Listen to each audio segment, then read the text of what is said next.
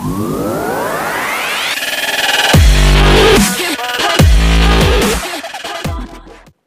want to do a bit more on walls here. They can play quite an important part to your project in many different ways. What I've done with the model here is I've just manipulated some of the windows. So I've actually taken some windows out. I want a bit of timber here in the courtyard. I want some light coming in here to this space. I've changed some of the layout a little bit, and I want to make some of this timber to make it feel a little bit warmer. So what I'm going to do is just explain some of the basic principles of walls here in the ground floor view, how things sort of clean up. If I go to our detail fine line here, we can see we've got these walls, and as they wrap around areas, things are wrapping in certain ways. So just to explain with this one in a very basic way, I want to add some plasterboard. So I'm going to go to here and go to insert and just move down, and I'm going to create a finish here and add some plasterboard.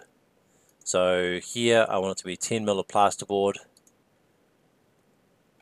and here is gypsum wallboard, and we'll just make sure it's 10 mil and go OK. This one is wrapping, so we'll start to see it wrapping at certain areas. And now this has been added to escape out, and here it is sitting within our wall. Now we could go into this and modify some of the settings here. So wrapping it inserts, wrapping it ends. I'll just say wrapping it inserts interior. Just bring this across a little bit, see this will show up. And go apply, and we'll start to see it performing in certain ways depending on items that have been inserted. So you can start to see it's wrapping around. Maybe the windows could be a little bit different in terms of the sill. Maybe it's not going to fill the whole space of that wall being 260 mil. It could just be a 100 mil thick window, and then we plasterboard all around the edges. So that's gonna wrap. Wrapping at ends, you could say it could be exterior. The function at the moment is exterior. Wrapping and inserts, you could say both, and then you'll start to see this perform in a certain way if it's both. So let's just see what that does with exterior. So I'll see if the brick wraps around here, or it's going to function in that way. No, it's not going to like that. So we may have to do some of that manually, or maybe another workaround for that. So I'll just do both for now and go apply. And what I want to do here is just get into some of the junctions, and there are numerous wall tutorials out there, really advanced ones that show how a lot of this works really well. This is kind of one of those odd sort of junctions here. I might need to move that window out, say 20 mil, for example. Sorry, 0, just to get that junction working properly. Now, depending on the type of project you've got, I mean, a lot of this could be worked out on site. You don't have to get too precise. Maybe just certain details you'd want to have key junctions. What I'd like to do is look at maybe how a wall like this might join a space or join a wall. So I'm going to get rid of, I'm going to trim up this one here. I'm going to trim that with that and delete that door. And I'm going to drop, I know I had some wall opening here in the previous tutorial. I'm just going to tab and get rid of that. I don't think it's going to be something that we're going to keep, and I'll leave that nib in there. There'll probably be some wardrobes in here for the bedroom. So for this room in here, we want to look at bringing this wall across and joining up, and we'll add a door. And the door, again, we just spacebar to flip it around. And for this particular door, I'll make it 150 off the face. But I want to look at the junction here. So at the moment, let's do it differently. I want to do it with a wall. I want to look at the junction on this side and understand how this is all going to clean up. And for this demo, I will move this, say, 750 off the face, or it could be 750 off the grid if I'm wanting to be a little more precise about my grid work. I want to look at how this wall is going to clean up. So at the moment, it's a generic wall. It is actually cleaning up and connecting to the inside stud work. This one here, I'm going to go and use the existing stud steel 90mm, and that's now gone down to 90mm. It was 100, but I want to add some layers of plasterboard. So we'll go here and edit the structure. This one, I'm going to make sure that is a interior. There's other options here you can choose from. So it's not going to be a retaining or foundation, it's just an interior partition. And wrapping at the ends, doesn't really need to wrap. I mean, you can play around with these and see how they're going to perform. I will just add here on either side the finish of the gypsum, and I'm just going to make that on one and that one up. And where do we go here? Wrong way around. So finish one, click on that little 3. We're going to move that one up and that one down, and this one is going to be our middle stud work, and I'll just make this 10 and 10. I don't even do the materials right now. And we'll just go OK and apply, and we now see our walls junctioning in the way we'd expect them to junction in the real world. This one here has cleaned up. It is the same component, so it does clean up. If I take that back a little bit, it will, if I go into here and then snap into that wall, snap anywhere in that wall, it's going to clean up.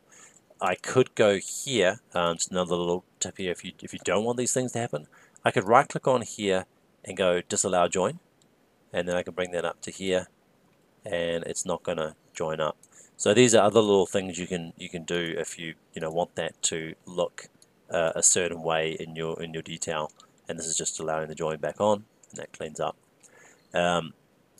So this is just the basics of how we could do that.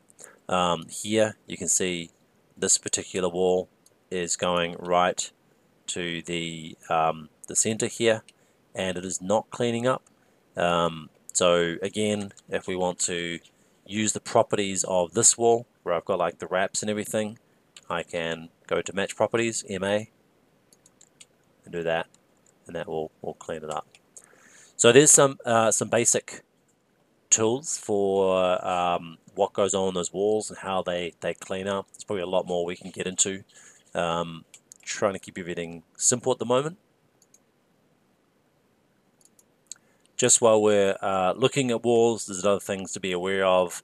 The base offsets and the top offsets, where they're constrained to, you can start to tweak those, whether they're room bounding or not, whether they're going to work in an area calculation, whether they're structural. That's when you start to get into more analysis. So maybe you're looking at the rebar that's hosted within that wall type, the dimensions, the image. You could have image identity data. You could load images of that wall type into your project and have it shown there.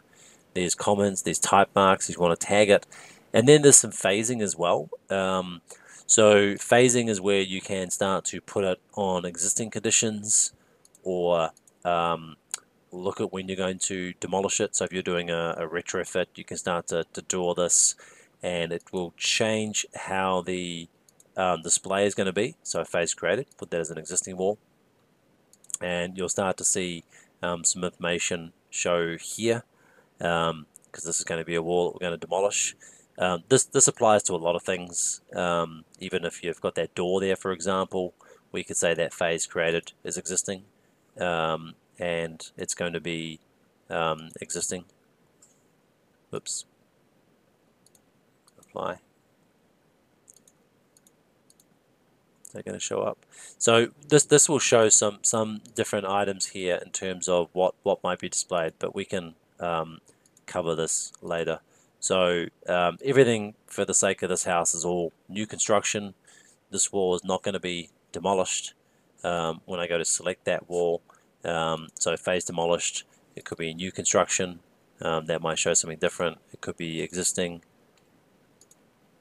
I'm going in the wrong order here. Just go existing and existing. And you can see it's all going to do different things. Now, I don't do these that often, so let's just go to the actual wall. Go back on here. I have done it in the past, but I can never remember how to do half the stuff because I just don't do it enough. So everything I prefer to do is new build. Retrofit can be not a nice process. So here with these walls, last few things to consider is adding in annotation or items that might relate to that stud work. There are tools here that you can insert in. There are files you can load in for the annotation component. So there's like repeating detail components, and I think the only one that I've got loaded in this project is the brick.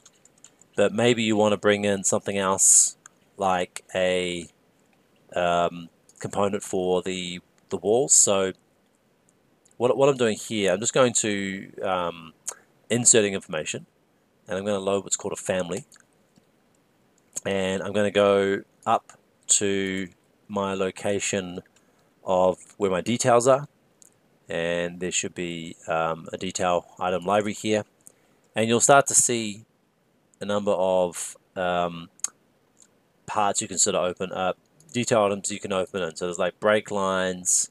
Now I'm going to see if I've got any of my repeating details here. Wood flooring, there's a floorboard, and I may have to come back and find some of the stuff. Masonry. So here's some stuff for masonry. There we go. Wall stud.